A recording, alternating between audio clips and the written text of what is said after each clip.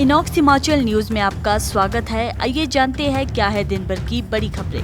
प्राकृतिक आपदा के लिए सुप्रीम कोर्ट ने 14 विभाग ठहराए जिम्मेदार। घर बैठे बना सकेंगे अब तांडा अस्पताल की पर्ची। HPTDC कार्यालय शिफ्ट करने पर हिमाचल हाई कोर्ट में एक और याचिका दायर। सुप्रीम कोर्ट ने 4 लेन प्रभावितों को 4 गुना मुआवजे पर लगाई रोक। ऊना अस्पताल में शराब पीकर पहुंची 2 महिला नर्स, मचाया हंगामा। दंगा गिरने के बाद 2 समुदाय में तनाव, महिला को जान से मारने की धमकी। रामपुर में बादल फटने से मचा हाहाकार, प्रशासन अलर्ट पर। जगत सिंह नेगी ने राज्यपाल से जनजातीय क्षेत्रों के लिए मांगी नौतोड़ की मंजूरी। अब स्कूल भवन बनाने से पहले जांची जाएगी मिट्टी की क्षमता। HRTC के बेड़े में शामिल होगी नई 1000 बसें। आइए जानते हैं अब खबरें विस्तार से।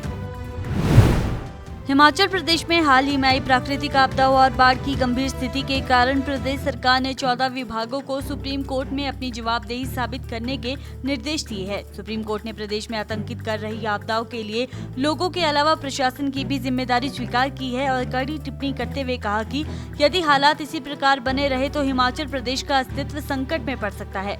आगामी सुनवाई में सरकार के उच्च स्तर के अधिकारियों को कोर्ट में पेश होना होगा। Doctor Rajendra Prasad medical college एवं अस्पताल तांडा में अब रोगियों को पर्ची मोबाइल फोन ऐप के जरिए घर बैठे ही बना सकेंगे, जिसमें पंजीकरण संख्या भी अंकित होगी।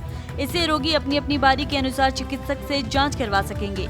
सुगम स्वास्थ्य मोबाइल ऐप से ऑनलाइन पर्ची बना सकेंगे। इस सुविधा को पायलट प्रोजेक्ट के रूप में मेडिसिन, शिशु रोग और त्वचा रोग विभागों में शुरू किया गया है। इस नई तकनीक के आने से तांडा मेडिकल कॉलेज में रोगियों के लिए सुविधा और समय की बचत होगी, साथ ही लंबी कतारों में लगने वाले झंझट से राहत मिलेगी। हिमाचल प्रदेश पर्यटन विकास निगम के मुख्य कार्यालय को शिमला से धर्मशाला स्थानांतरित करने के फैसले के खिलाफ हाईकोर्ट में एक और जनहित याचिका दायर की गई। याचिका में ये तर्क दिया गया कि मुख्यालय के स्थानांतरण से कर्मचारी वर्ग पर गहरा प्रभाव पड़ा है और उनकी समस्याएं बढ़ी है। उल्लेखनीय है कि इसी विषय पर एक सप्ताह पहले भी उच्च न्यायालय में एक याचिका दाखिल की गई थी, जिस पर कोर्ट ने सरकार को नोटिस जारी करते हुए जवाब मांगा है। सुप्रीम कोर्ट ने हिमाचल प्रदेश हाईकोर्ट के आदेश पर फिलहाल रोक लगा दी है, जिसमें 4 लेन परियोजना से प्रभावित ग्रामीण क्षेत्रों के लोगों को 4 गुना मुआवजा देने के निर्देश दिए गए थे। दरअसल मामला वर्ष 2013 के भूमि अधिग्रहण कानून से जुड़ा है, जिसमें ग्रामीण क्षेत्रों में फैक्टर 2 के तहत 4 गुना और शहरी क्षेत्रों के लिए 2 गुना मुआवजा देने का प्रावधान है। हालांकि प्रदेश सरकार ने 1 अप्रैल 2015 को फैक्टर 1 की अधिसूचना जारी कर इसके तहत केवल 2 गुना मुआवजा ही प्रदेश भर में लागू कर दिया था। हाईकोर्ट ने इस अधिसूचना को निरस्त करते हुए 4 गुना मुआवजा देने का आदेश दिया था। क्षेत्रीय अस्पताल ऊना में 5 अगस्त रात अस्पताल में तैनात 2 महिला स्टाफ नर्सें शराब के नशे में अस्पताल पहुंची और अस्पताल परिसर में उल्टियां की। इनमें से एक नर्स मेडिकल वार्ड और दूसरी सर्जिकल वार्ड में तैनात थी।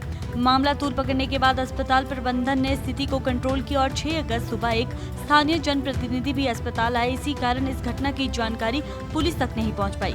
हालांकि ये मामला प्रदेश के उप मुख्यमंत्री मुकेश अग्निहोत्री के संज्ञान में पहुंचा, जिन्होंने अस्पताल प्रबंधन को फटकार लगाई। घटना के बाद प्रतिनियुक्ति पर तैनात नर्स को वापस उनके मूल स्थान पर भेज दिया गया है। शिमला के एकसुमटी इलाके में 6 अगस्त की रात भारी बरसात के कारण मस्जिद के पास एक डंगा गिर गया, जिससे आसपास के स्थानीय लोगों के घरों को नुकसान का खतरा उत्पन्न हो गया। अपने घरों की सुरक्षा के लिए जब स्थानीय लोगों ने डंगे को तिरपाल से कवर करने का प्रयास किया तो मस्जिद में रह रहे कुछ लोगों ने इस कार्रवाई पर असंतोष जताते हुए विरोध किया। दोनों पक्षों के बीच बहस तेज हो गई और माहौल गरमाने लगा। इसी दौरान दूसरे पक्ष के एक युवक ने मीना नाम की महिला को धक्का दिया, जिस कारण वो गिर गई और चोटिल हो गई। महिला ने पुलिस को बताया कि मस्जिद से निकले कुछ लोगों ने उसे जान से मारने की धमकी भी दी है। पुलिस ने मामले की जांच शुरू कर दी है।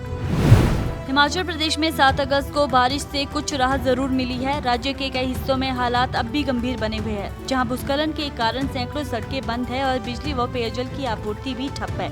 सुबह 10 बजे तक 3 राष्ट्रीय राजमार्गों समेत कुल 496 सड़कें बंद रही। साथ ही 1120 बिजली ट्रांसफार्मर और 245 जल आपूर्ति योजनाएं प्रभावित हुई है। 6 अगस्त रात को रामपुर और कुल्लू जिले में बादल फटने की घटनाओं से अफरा तफरी मची। रामपुर के डंसा के शांदल नाले व तकलीच के दर्शन नाले में बाढ़ आई, जिससे नोगली खड्ड में जलस्तर बढ़ गया।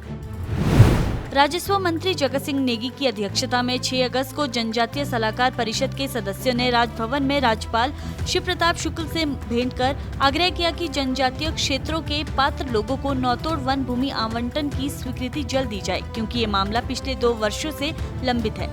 नेगी ने ये भी कहा कि वन संरक्षण अधिनियम 1980 के प्रावधानों को नरम या हटाया जाना चाहिए, जिससे सीमावर्ती और जनजातीय क्षेत्रों के युवाओं को नौतोड़ भूमि का लाभ मिल सके। उन्होंने बताया कि इन क्षेत्रों में भूमि की कमी के चलते बेरोजगारी और पलायन जैसी समस्याएं बढ़ रही है। शिक्षा विभाग ने प्रदेश में आपदा से क्षतिग्रस्त हो रहे स्कूल भवनों के मामले में बड़ा फैसला लिया है। अब नए स्कूल भवन और अतिरिक्त कमरे बनाने से पहले मिट्टी की क्षमता की जांच अनिवार्य कर दी गई है। इसके लिए सभी उपनिदेशकों को संबंधित आदेश जारी कर दिए हैं, जिनमें स्पष्ट निर्देश है कि बिना मिट्टी जांच के किसी भी निर्माण कार्य को आगे नहीं बढ़ाया जाएगा। ये कदम बच्चों की सुरक्षा तथा स्कूल भवनों की दीर्घायु के लिए उठाया गया है। मिट्टी की जांच के आधार पर ही भवन निर्माण में इस्तेमाल होने वाली सामग्री जैसे सरिया, सीमेंट आदि का चयन किया जाएगा। प्रदेश सरकार ने परिवहन व्यवस्था को मजबूती देने और जनता को बेहतर सेवा उपलब्ध करवाने के लिए एचआरटीसी के बेड़े में 1000 नई बसें शामिल करने का बड़ा कदम उठाया है। प्रदेश की भौगोलिक परिस्थितियों को ध्यान में रखते हुए 37 और 42 सीटों वाली छोटी और सुविधाजनक बसों को प्राथमिकता दी जा रही है, ताकि दूर दराज और कठिन क्षेत्रों तक भी बेहतर परिवहन सेवा पहुंच सके। वर्तमान में एचआरटीसी लगभग 3200 बसों का संचालन करता है। पर्यावरण संरक्षण को ध्यान में रखते हुए इलेक्ट्रिक बसों के लिए लगभग 110 करोड़ रुपए की राशि चार्जिंग स्टेशन स्थापित करने पर भी स्वीकृति दी गई है।